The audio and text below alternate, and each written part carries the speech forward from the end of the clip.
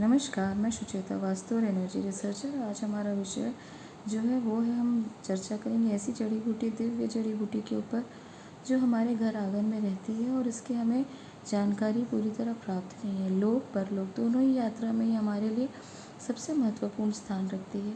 परंतु सबसे पहले हमें ये जानना आवश्यक है कि हम जब साधना करते हैं, जब हम अपने आसपास लोक परलोक की बात कर रहे हैं, भौतिक जीवन में बात ये चर्चा कर रहे हैं, तो अब लोगों की चेतना के स्तर में बहुत ज़्यादा चेंजेस आ रहे हैं। लोगों की सोच विचार हर चीज़ में एक चेंज हम देख पा रहे हैं।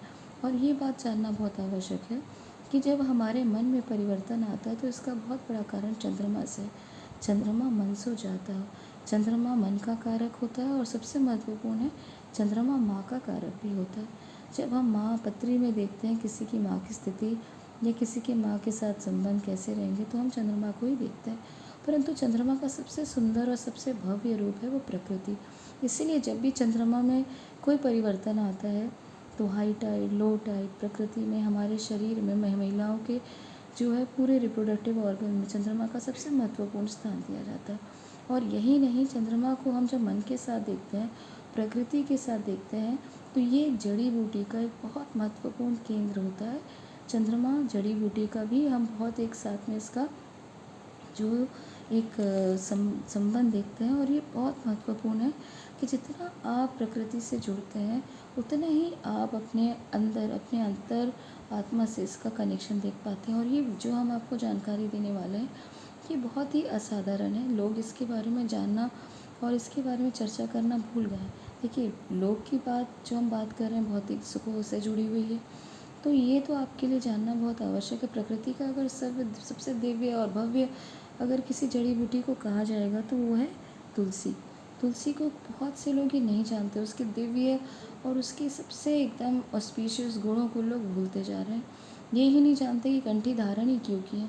हम वैष्णव परंपरा को मान रहे हैं या हम विष्णु जी के कुल या उनके जैसे कि उनके पूजा पाठ को हम बहुत महत्व देते हैं, सिर्फ हम इसीलिए कंठी धारण कर रहे हैं, ऐसा नहीं है। विष्णु जी के साथ ये नियम धर्म बहुत ज़्यादा कठोर होता है कि आप बहुत सात्विक हैं तभी आप विष्णु जी की साधना कर सकते हैं। तामसिक लोगों के लिए माँ भगवान विष्णु की, माँ लक्ष्मी की साधना बहुत मुश्किल होती है। और इसीलिए वैष्णव परंपरा से हम अगर देखें, नारायण परंपरा की बात करें, तो कंठी को इतना महत्वपूर्ण स्थान इसलिए दिया गया कि हर व्यक्ति, हर दूसरा व्यक्ति राजसिक और तामसिक इसे धारण नहीं कर सकता, और करेगा भी तो उसको बहुत सारे दोष लगते हैं। परंतु सात्विक व्यक्ति के लिए इसको धारण करना बहुत आवश्यक है। परंतु ये हम भूल जाते हैं कि कंठी मात्र वैष्णव परंपरा के साथ सात्विकता से जोड़कर मत देखिए। अगर आपके मन में भौतिक जो हम जगत की बात कर रहे हैं, सांसारिक दुनिया में अगर आपके अंदर बहुत काम, बहुत क्रोध, बहुत लोभ, बहुत अहंकार, इन सारे चीज़ के अगर आप बहुत अति में अपने आप को देखते हैं, आपके अंदर बहुत जल्दी गुस्सा आ रहा है, आपको बहुत जल्दी कामनाएं, वासनाएं आपके अंदर उठ जाती हैं, या आप अनेक प्रकार के जो लोभ और इस सब चीज़ से ग्रस्त हैं, तो आपको कंठी ऐसे ही धारण करनी चाहिए इनके नियमों के साथ। क्यों? क्योंकि जब हम तुलसी को धारण करते हैं तो निश्चित रूप से हमारे अंदर की जो नेगेटिविटी है वो कम होती है और हमारे चेतना का स्तर जागृत होता ही है। और ये आप स्वयं करके देखिए, सिर्फ हम किसी की बातों में मैं कह रही हूँ इसलिए आप मेरी बात पे यकीन करें, ऐसा बिल्कुल नहीं है। आप इसे स्वयं धारण करके देखें कि कितना महत्वपूर्ण होता है। तुलसी का जो हम जड़ी बूटी को अपने घर आंगन में रखना इतना महत्वपूर्ण मानते हैं। बहुत से लोग अपने घर में कोई पेड़ लगाए न लगाए, तुलसी को क्योंकि सनातन धर्म में सबसे महत्वपूर्ण इन्हें दिया गया है, इसलिए तुलसी का तो होना परम आवश्यक है। और ये भी माना गया अगर आपके घर में तुलसी है तो कोई प्रकार की मैली विद्या, मैली शक्तियाँ आपके घर के अंदर प्रवेश नहीं करती। और यही नहीं, कंठी धारण करने पे भी आपके अंदर जो शांति, जो आप एक अंदर अपने जो एकदम अलौकिक आप जो सुकून आप अनुभव करते हैं, एक आनंद को जो अनुभूत करते हैं, वो बाकी और चीज़ों में आपको इतनी सहजता से प्राप्त नहीं होती। मात्र कंठी धारण करने से ही आप देखिए, आपको ऐसा लगेगा कि आप कई जप या कई समय तक ध्यान करके उठे। और यही इसीलिए इसका इतना महत्व दिया गया है। और ये बात आपको जानना बहुत आवश्यक है, जब आप शांत चित्त और एकाग्र नहीं होंगे तो आपके जीवन में सांसारिक सुखों को भी आप किस प्रकार से भोगेंगे। और यही नहीं, संसार के साथ जैसे मैंने बोला, लोक और परलोक दोनों ही चीज़ों के लिए आपके लिए तुलसी इतनी महत्वपूर्ण है। अगर आप किसी व्यक्ति को, जैसे कि उसकी अंतिम यात्रा में जब हम किसी को देखते हैं तो उसको जल के साथ चरणामृत देते हैं। ईश्वर का चरणामृत अर्थात जल में जब भगवान को हम भगवान के चरणों का जल, उसमें तुलसी होना कितना आवश्यक है आप जानते हैं। यही नहीं, जब कोई व्यक्ति का जब समय आ जाता है तो उसके मुंह में तुलसी दिया जाता है, परंतु ये लोग भूल जाते हैं ये हरी तुलसी का पत्ता ही नहीं। जब आप किसी को लेकर जाते हैं उनकी अंतिम यात्रा के लिए, उनके दाह संस्कार के लिए, तो ये बहुत सारे लोग आज की डेट में भूल गए हैं कि दो वस्तु के बिना आप अगर किसी की भी अंतिम यात्रा में उनके दाह संस्कार के लिए आप जा रहे हैं और ये दो वस्तु आपके पास में नहीं है, तो आप मान के चलिए कि आपकी जो दिवंगत आत्मा जो आपके साथ में है, आपके प्रियजन जिनका समय ख़त्म हो चुका है, उनके लिए आपने बहुत एक उनके लिए कष्ट का कारण बन सकता है। क्योंकि होता ही है कि जब हम कोई देखते हैं कि अचानक भयानक कहीं इस तरह से किसी का समय हो गया है, कोई शांत हो गया है, तो हम भूल जाते हैं, हम अपने ही इतने सारे उलझनों में और सब चीज़ों में इतने परेशान हो जाते हैं कि हम ये दो वस्तु को अगर आपने भूल कर दी और ये अगर आपने नहीं चढ़ाया, तो ये आप जिस भी व्यक्ति को दाह संस्कार के लिए, उनकी शांति के लिए लेके जा रहे हैं, वो पूरी परंपरा पूर्ण नहीं हो सकती। और ये हमारे सिर्फ गरुड़ पुराण में नहीं, बहुत से आदि प्राचीन ग्रंथों में इसका वर्णन दिया हुआ है। आप जाके इसे स्वयं पढ़ सकते हैं, देख सकते हैं।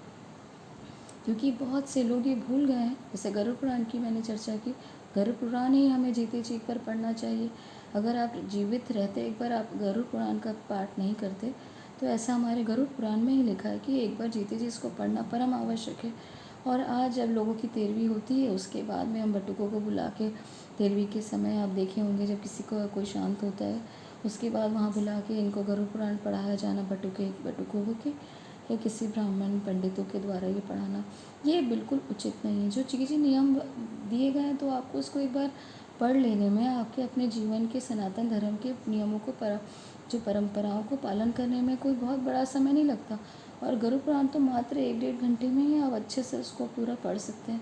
कोई बहुत 5 दिन का या कई दिनों का समय भी नहीं है, क्योंकि बहुत छोटा सा ये ग्रंथ होता है जो है इसका पुराण होता है। तो कहने का ये अर्थ है कि प्राचीन परंपराएं इन्हें हमें ज़रूर धारण करना चाहिए। और जो दो मैं आपको जानकारी दे रही हूँ, जो दो वस्तु आपको ज़रूर ले जानी चाहिए, वो इसीलिए इसको इतना महत्व दिया गया है क्योंकि ये माना जाता है कि अगर ये दो वस्तु आपने किसी की जो है दाह संस्कार में आपने दिया या वहाँ पे उसको जलाया, तो निश्चित ही उस व्यक्ति की जो है ऊर्ध्व गति निश्चित है। ये हमारे ग्रंथों में लिखा है। और एक जैसे मैं आपको बता ही रही हूँ, एक है जड़ी बूटी, इसको हम कहते हैं तुलसी, जिसके बारे में मैं आपको बता रही हूँ कि ये लोग परलोक सबके लिए इतनी आवश्यक और इतनी ज़्यादा हम इसको दिव्य मानते हैं, क्योंकि ये सिर्फ हमें जीते जी नहीं, हमें अंतिम तक लेके जाने का, हमारे ऊर्ध्व गति का यहाँ कारण बनती है, हमारे असेंशन का कारण बनती है। जो भी व्यक्ति अगर इस समय, और कई लोग इतनी बड़ी भूल, इतनी बड़ी त्रुटियाँ कहे पाप करते हैं कि हरी तुलसी को, हरे तुलसी को ही तोड़ के जला देते हैं। आप सोचिए इसका कितना बड़ा दोष, कितना बड़ा उनके जीवन में इसका पाप लगेगा कि आपने हरी तुलसी तोड़ के, क्योंकि नियम ऐसे हैं कि जब तक तुलसी सूखे नहीं, उसे आप जला नहीं सकते। हरी तुलसी को जलाने का तो कोई अर्थ ही नहीं निकलता, ये तो अनर्थ आप करते हैं और इसका कारण, इसके पीछे बहुत बड़ा पाप को आपको आगे झेलना पड़ता ही है। फिर लोग दुर्गति को प्राप्त होते हैं, परेशान होते हैं, जलन उनके जीवन में आती है, दाह उनका होता है, और फिर वे लोग भगवान को कोसते हैं। इस तरह से ये जो नियम है, आपको इसको पूरी जानकारी होनी चाहिए। तो सबसे पहले आप ध्यान करेंगे कि सूखी तुलसी आपके घर में नहीं है, आप कहीं सूखी तुलसी किसी के पास है, उसे धोकर उनको साफ़ करके ज़रूर आप अपने जो भी आपके प्रियजन है जिनका आप संस्कार करने जा रहे हैं, वहाँ आप इसको ज़रूर दें। और साथ में सूखे गोबर के उपले, और हो सके अगर आपके घर में घी निकलता है तो शुद्ध घी, क्योंकि घी तो चढ़ा ही जाएगा, क्योंकि अंतिम दाह संस्कार का कार्य है। तो बाज़ार का घी लेने से अच्छा थोड़ा सा ही घी लें, परंतु घर का घी, थोड़े से घी उपले ज़रूर आपको वहाँ आवश्यक होता है। ये परलोक आप किसी के जीते जी आपको कितना पुण्य मिलेगा आप ये नहीं सोच सकते, परंतु किसी का जीवन जो है शांत होने के बाद आप उसको ऊर्ध्व गति की तरफ आप उनको लेकर जा रहे हैं, ये कितना उनके मन को पुण्यदायक और उनके लिए शांतिदायक है कि एक छोटी सी परंपरा अगर आप अपने जीवन में धारण करें तो कितना महत्वपूर्ण है। ये छोटी छोटी बातें कितना किसी के आखिरी यात्रा तक उनको उठाने का, उनको ऊर्ध्व गति, उनको ऊपर की गति देने का कार्य बनकर ये सब चीज़ें बनती हैं।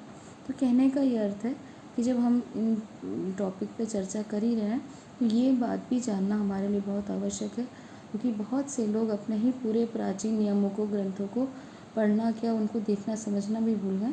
तो ये जानकारी यहीं तक। और अगर ये जानकारी आपको अच्छी लगे तो हमारे चैनल को लाइक करें। धन्यवाद।